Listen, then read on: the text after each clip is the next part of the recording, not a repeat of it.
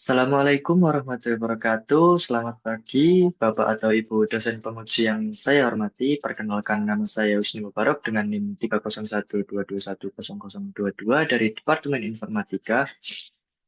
Pada kesempatan kali ini saya akan mempresentasikan proposal skripsi saya yang berjudul Implementasi Chatbot Diagnosa Awal Keluhan Mata berbasis Retrieval Augmented Generation dalam kurung RAG dengan Knowledge Graph dan Indobird pada studi kasus klinik mata KMU. Nah, untuk latar belakangnya sendiri, berdasarkan survei dari World Health Organization atau WHO pada tahun 2019, data global menunjukkan 2,2 miliar orang mengalami gangguan penglihatan. Namun yang lebih krusialnya lagi, sebuah studi perspektif dari Departemen Gawat Darurat ANA, spesialis mata, tempat yang seharusnya ditangani kasus emergensi, justru menemukan 43,2% kasus dari total 5.437 dari 12.584 kunjungan bersifat elektif ataupun non-urgent yang mana seharusnya ditangani oleh dokter umum atau optometris. Bisa dilihat pada data dan juga gambar tersebut yang mereferensikan dari studi dari Jindal pada tahun 2024 di UK. Nah, yang artinya hampir setengah slot ENE terbuang untuk kasus yang tidak darurat, yang mana dapat membebani antrian dan juga menunda pasien kritis. Oleh karena itu, diperlukan sistem triase atau screening berbasis AI yang dapat membantu mengidentifikasi kasus urgent pada kasus non-urgent, sehingga efisiensi layanan dapat meningkat dan pasien juga dapat mendapatkan perawatan yang tepat waktu. Nah, inilah mengapa penelitian ini penting untuk dilakukan. Nah, berdasarkan latar belakang tersebut, saya mengidentifikasi 4 masalah utama. Yang mana yang pertama yakni akses informasi yang terbatas, di mana banyaknya pasien yang mengalami keterlambatan dalam mendapatkan informasi awal tentang keluhan mata mereka. Nah, akibatnya mereka itu menunda pemeriksaan ataupun mencari informasi dari sumber yang tidak terpercaya dan bisa sangat berbahaya dan beresiko tentunya jika informasi tersebut tidak valid. Nah, untuk masalah yang kedua yaitu beban antrian yang tidak efisien. Ini selaras atau persis dengan yang terjadi pada studi Jindal yang sebelumnya saya paparkan di latar belakang tadi, yang mana 43,2% kasus elektif membebani antrian ANA yang seharusnya dialokasikan untuk 45,5% kasus emergensi dan 11,3% kasus urgent. Ketika misal pasien mata merah ringan yang termasuk dalam kategori elektif mengantri di tempat yang sama dengan pasien dengan yang mengidap glaukoma akut yang mana itu tergolong ke kasus emergensi. Nah, waktu dokter spesialis mata bisa berkuras untuk kasus yang ditangani di puskesmas ataupun klinik primer. Untuk masalah yang ketiga sendiri, risiko diagnosis terlambat, gejala yang tampak ringan seperti mata merah ataupun penglihatan kabur bisa jadi indikasi yang serius seperti glaukoma akut ataupun infeksi kornea yang memerlukan penanganan segera dan jika tidak ditangani dengan segera bisa dapat menyebabkan kebutaan permanen.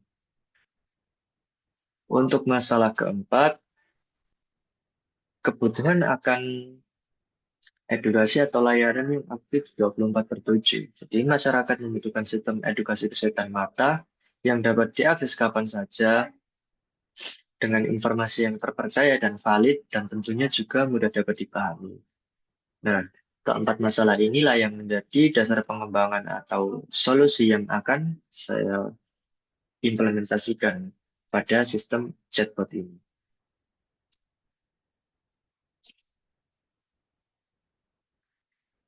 Untuk solusi yang ditawarkan berdasarkan latar belakang dan analisis masalah yang sebelumnya, untuk mengatasi masalah-masalah tersebut, saya mengusulkan salah satu opsi atau solusi yang mana berupa dapat diselesaikan dengan chatbot AI, analisis awal keluhan mata ini.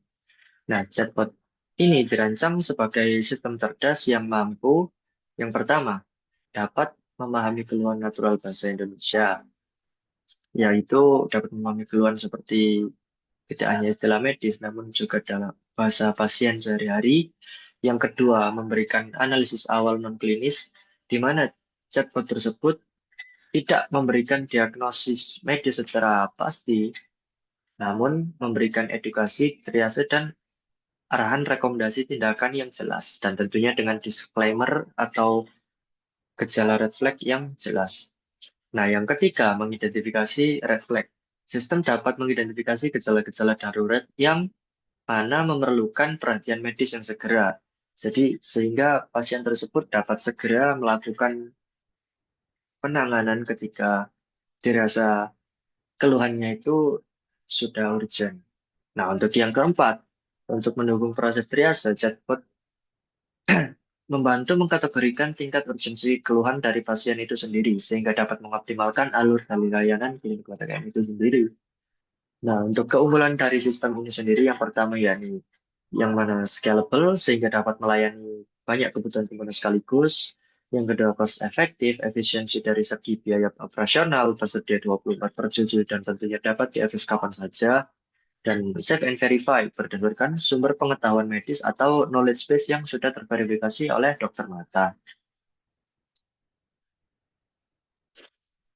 Nah, untuk teknologi yang saya gunakan di sini, solusi yang dibangun di atas itu berdasarkan dengan tiga pilar teknologi yang utama, yaitu yang pertama,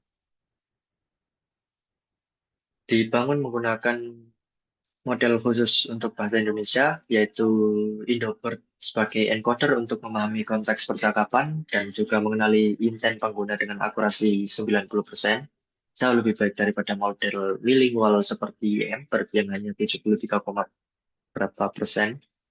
Nah, untuk yang kedua yaitu RAG ataupun Retrieval Augmented Generation. Teknologi ini menggabungkan kemampuan generatif AI dengan pencarian informasi dari sumber eksternal yang terverifikasi guna mengurangi halusinasi dari sistem tersebut. RAG sendiri mampu meningkatkan akurasi faktual hingga 18 sampai 30% dan mengurangi risiko halusinasi pada model.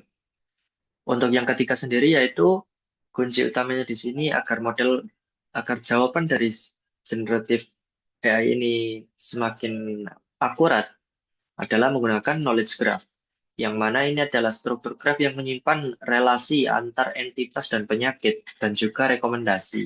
Nah, knowledge graph ini sendiri memungkinkan sistem melakukan penalaran multi-hop untuk pertanyaan-pertanyaan yang kompleks. Integrasi ketiga teknologi ini menjadi diferensiator utama dalam penelitian saya, karena masih belum ada penelitian serupa dalam konteks oftalmologi, terutama berbahasa Indonesia.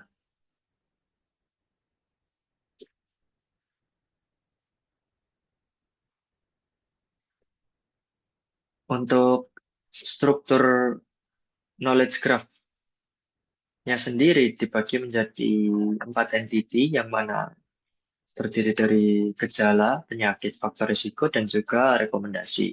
Knowledge, seperti yang sudah saya jelaskan sebelumnya, knowledge graph sendiri merupakan komponen penting yang menyimpan knowledge base medis dalam format graph yang terstruktur.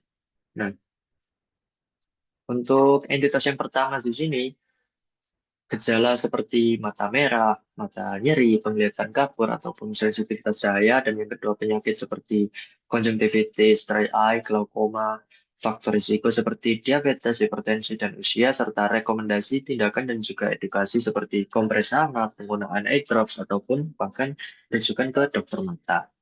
Nah, knowledge graph ini di knowledge graph ini memiliki relasi terstruktur yang dapat menghubungkan antara entity medis secara logis dengan teknik multi-home reasoning untuk melakukan penalaran-penalaran yang kompleks. Validasi medis oleh dokter spesialis mata dan juga graph transversal untuk menemukan path penalaran yang optimal. Nah, dengan knowledge graph ini, chatbot tidak hanya mampu mencocokkan kata kunci ataupun keyword, tapi dapat memahami hubungan antara konsep-konsep medis, baik dari gejala, penyakit, faktor risiko, maupun rekomendasi tindakan tersebut.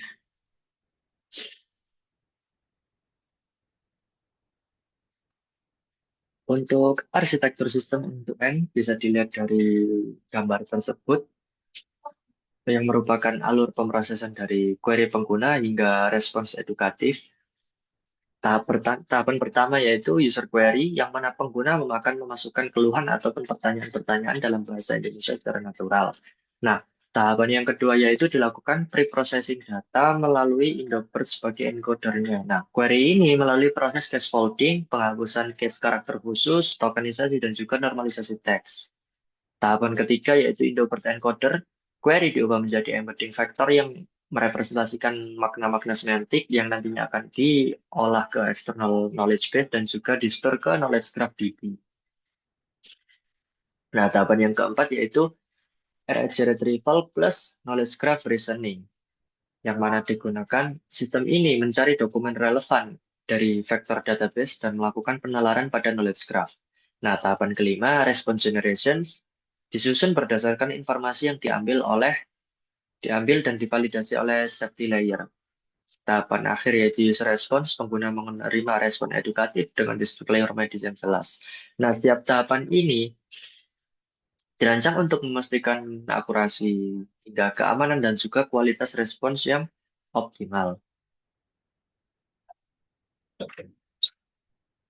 Untuk metodologi atau tahapan penelitiannya di sini dilaksanakan melalui 5 tahapan sistematis, yaitu yang pertama, data preparation atau data utama dikumpulkan dari 2 sumber, yang mana yang pertama yakni dataset internal dari klinik mata KMU yang telah dianonimkan, dan data eksternal dari hasil scraping dari website kesehatan terpercaya seperti KMU dan juga Halo Dokter. Nah, tersebut kemudian melalui proses cleaning, normalisasi, dan validasi. Untuk tahapan kedua yaitu knowledge graph construction, yang meliputi ekstraksi entity menggunakan NER ataupun Name Entity Recognition berbasis Indobird. Nah, ekstraksi antar entitas tersebut nantinya akan dilakukan pemetaan ke ontologi medis standar dan validasi semantik oleh dokter spesialis mata.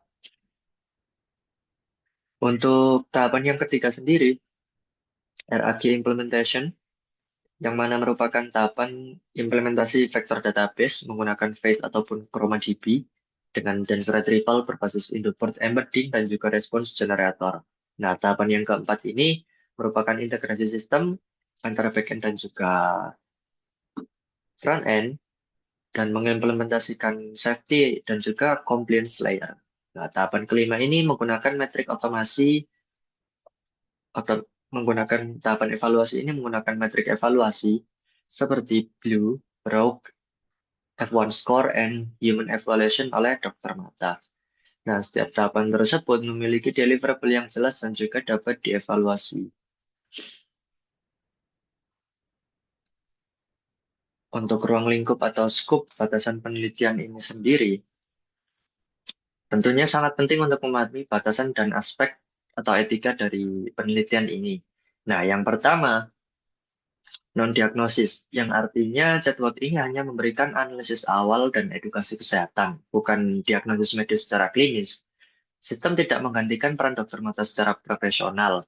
Nah, yang kedua, ruang lingkup keluhan chatbot difokuskan pada keluhan mata umum seperti konjungtivitis, dry eye syndrome, gangguan refraksi ataupun kelainan refraksi, gejala-gejala non-spesifik, dan juga identifikasi red flags yang merujuk pada kasus-kasus yang urgent atau membutuhkan penanganan segera. Nah, yang ketiga, disclaimer medis. Setiap respons jawaban akan dilengkapi dengan disclaimer yang jelas. Misal seperti contoh, informasi ini hanya untuk edukasi, sehingga segera konsultasikan dengan dokter mata untuk diagnosis dan juga perawatan yang tepat. Nah, yang keempat, status akademiknya sendiri, sistem ini dikembangkan untuk penelitian akademik. Untuk implementasi di lingkungan klinis nyata masih memerlukan validasi tambahan, persetujuan etik, compliance, dan juga regulasi kesehatan yang berlaku. Nah, batasan-batasan ini diberikan untuk memastikan keamanan pengguna dan juga menjaga integritas sebagai alat edukasi dan juga bukan sebagai pengganti layanan medis profesional ataupun menggantikan peran dokter mata secara profesional, secara tidak langsung.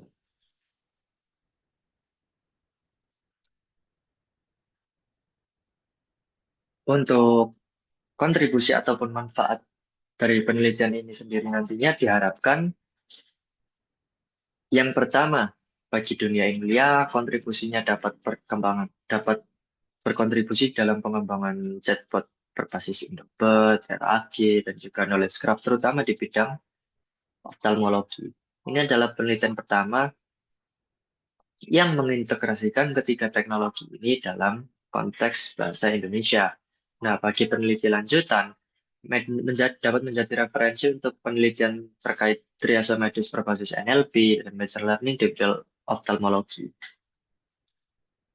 Dan yang ketiga, dapat membantu masyarakat memperoleh pemahaman awal mengenai keluhan mata, lalu tingkat urgensinya seperti apa, melalui media interaksi yang tentunya mudah dan dapat diakses kapan saja. Bagi klinik mata KM itu sendiri dapat mendukung proses triase non-klinis dan juga edukasi pasien dengan menyediakan informasi yang terstruktur dan terpercaya, dan tentunya berbasis dari sumber yang terpercaya dan juga valid. Dasar pengembangan di masa mendatang dapat menjadi dasar pengembangan healthcare assistant berbasis AI yang lebih komprehensif. Nah, untuk overall dari penelitian ini bertujuan untuk meningkatkan literasi kesehatan mata di seluruh masyarakat di Indonesia.